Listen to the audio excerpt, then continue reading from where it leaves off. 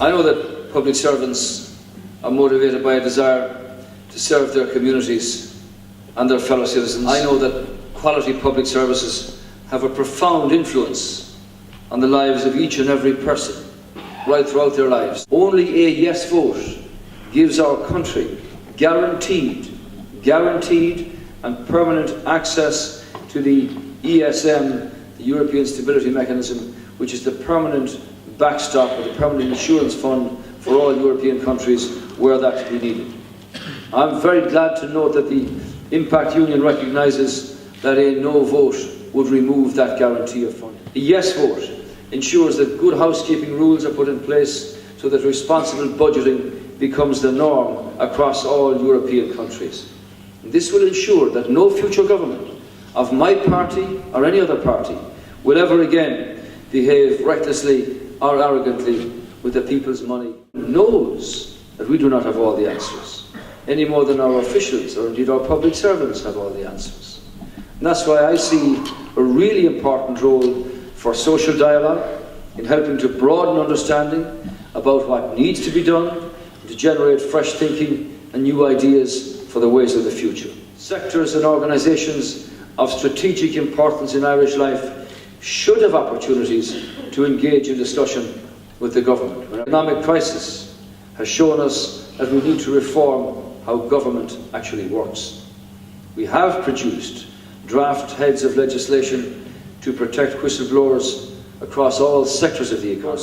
Those of you who work in the public service have experienced a great deal of challenging change in the last few years. I also want to acknowledge the contribution of the public service, including many Impact members who have continued to deliver quality services with fewer resources. Many other good examples in the Croke Park Agreement about how that's delivering increased productivity within the public service through redeployment arrangements, new work practices, new rosters and greater flexibilities. And I know that many public servants travel distances that they didn't before to do their work, to continue their commitment to providing better facilities and services for our people. However, the Croke Park implementation body has also called for greater urgency in delivering on the potential of the Croke Park. I appreciate the opportunity of having to say these few words to you. As I said to you, door of government's open. We are happy to engage on the issues that you have raised during this conference and any other occasion. I would also like to thank him for his remarks in recognising both the sacrifices and delivery of public servants through the Croke Park Agreement and the crisis. The Taoiseach has spoken about the fiscal treaty referendum. I don't know if he realises that he's speaking to the most informed cross-section of population in Europe on the matter, having debated the matter in, frankly, the most civilised way for an hour and a quarter yesterday, and we came to a conclusion that I think the Taoiseach and his colleagues in government would see as a sensible and progressive position. The domestic economy will have to have a more egalitarian approach to income distribution than before. As President Obama has recognised in the United States, one of the key ingredients in that is through extensive collective bargaining coverage for workers. Northern European countries have enormous collective bargaining coverage of between 2/3 and 95% of the workforce. This is achieved through a legislative framework that facilitates strong trade unions and independent works councils that negotiate at national, sectoral and employment levels. Ireland, in contrast, generally limits collective bargaining coverage to those individual firms and sectors that recognise trade unions. The right to collective bargaining between employers and the independent representatives of the workforce is an accepted norm in Northern Europe.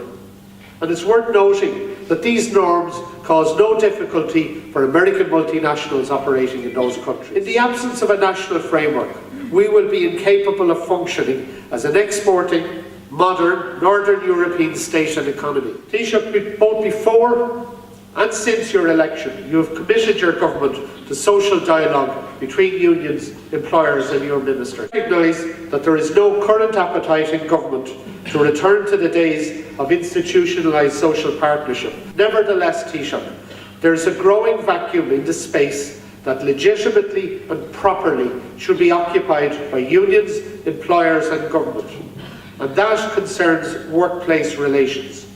We believe, Taoiseach, that consideration should be given to the establishment of a forum like the Employer Labour Conference that predated social partnership. Such a forum could address workplace issues with all parties in the same room. Issues like Agency Workers Directive that was passed into law the other day, the whistleblowers protections that you discussed, collective bargaining rights, and indeed, as we go into the future, pay rounds. And these are topics that could and should be usefully discussed in such a forum. It's in the context of these considerations that we raise the issue of collective bargaining rights for workers. Impact warmly welcomed the commitment in your programme for government that you will reform the current law on employees' rights to engage in collective bargaining, the 2001 Industrial Relations Act, so as to ensure compliance by the state with recent judgments of the European Court of Human Rights. Since your programme of government was agreed, Minister Shatter and our ambassador to the UN have committed to that body that a review will take place this year. The International Labour Organization, following a complaint from Impact, recently recommended that the Irish government should legislate to ensure that workers' protection against anti-union discrimination. Also, that the government should consult with the social partners on appropriate remedies to ensure freedom of association and collective bargaining principles, and to carry out an independent inquiry into serious complaints raised by its workers regarding employment practices in Ryanair. Taoiseach, these are urgent matters. From our perspective, it is unthinkable that these matters would not be resolved by the time we commemorate the centenary of the 1913 lockout.